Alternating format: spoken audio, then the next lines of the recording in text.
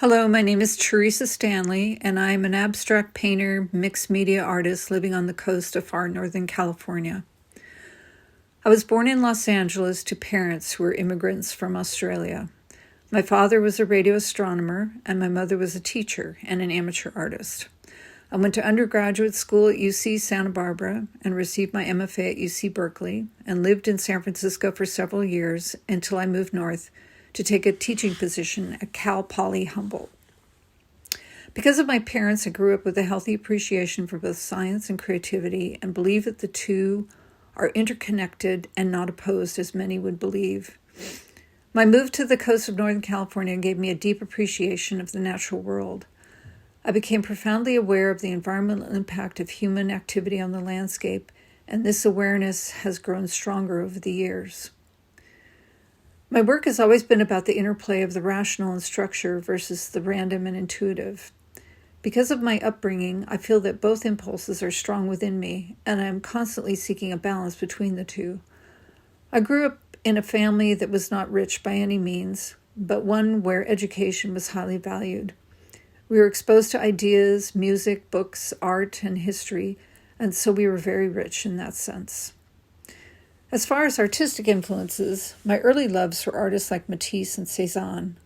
Later, Philip Guston became an important influence, as well as the artists Elizabeth Murray and Joan Mitchell, among many others. I look at art constantly, and my influences are always expanding. Right now, I'm struck by the work of Henry Taylor for its rawness and authenticity, Charlene von Heil for the rigor she brings to abstraction, Amy Silman for her inventive working process and lush painting surfaces. There are so many more I could mention. And of course, my teachers in both undergraduate and graduate school were also enormously influential, particularly the painter Syl Bergman. This is not to mention all my non-visual art influences, my husband and son, my friends and painting colleagues, my many wonderful students, books, films, people, historical figures.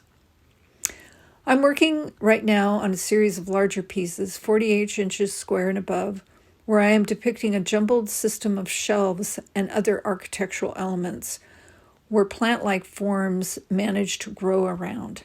I'm interested in the ability of plants to adapt to rapid changes in the environment and would like to think that we can reach a point of harmony where humans are no longer at the center of the universe, but coexist equally in relationship to every other living thing.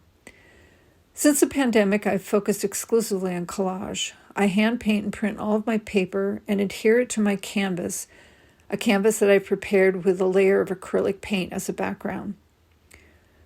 The biggest challenge of being an artist is time. I left my full-time teaching position in 2021 to focus on being a full-time artist. Around the same time, my son left to start college. This has given me the freedom to allow my work to blossom.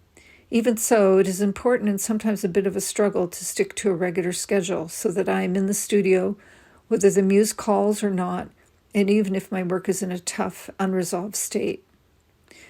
If I could give advice to my younger self, I would say, please have more self-confidence. And also, please don't worry as much. I think my experimentations with making textures and patterns for my collage paper is fairly unconventional. Previously, I've experimented with shaped canvas and other challenges, such as boring holes in the center of my paintings, adding fabric and 3D elements. I enjoy mixing things up and presenting myself with new challenges. I like to listen to music in the studio, but it depends on what stage my work is in. In the very beginning, when things are just getting started, I can listen to a wide range of music.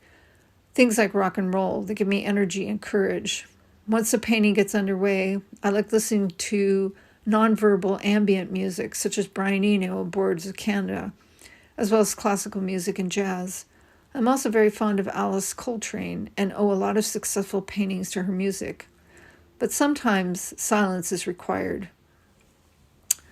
I really enjoy the unvarnished, spontaneous responses I get to my work. It doesn't matter if someone is particularly well-versed in art, but I really appreciate when they mention things like joy and liveliness.